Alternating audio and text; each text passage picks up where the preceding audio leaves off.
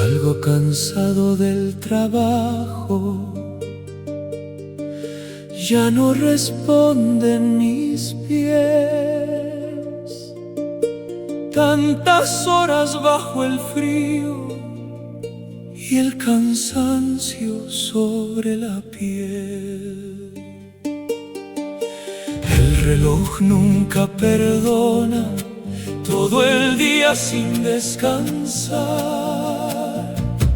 Pero pienso en mi casita y me vuelvo a levantar. Ay, Dios mío, dame fuerzas para seguir caminando, porque al llegar a mi casa mi tristeza va sanando. Mis hijitos me abrazaron, mi compañera también. Dios me da alivio en ellos y me devuelve la fe.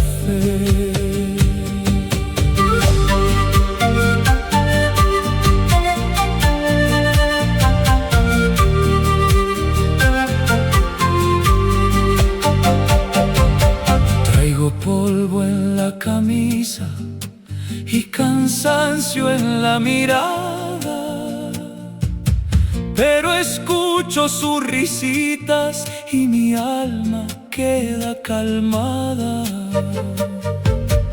En la mesa humilde y pobre nunca falta el corazón,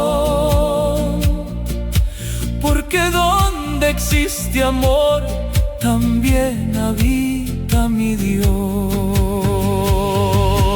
Ay, Dios mío, dame fuerzas para seguir caminando,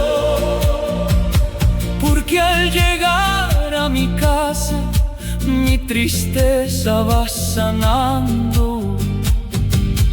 Mis hijitos me abrazaron, mi compañera también. Dios me da alivio en ellos y me devuelve la fe.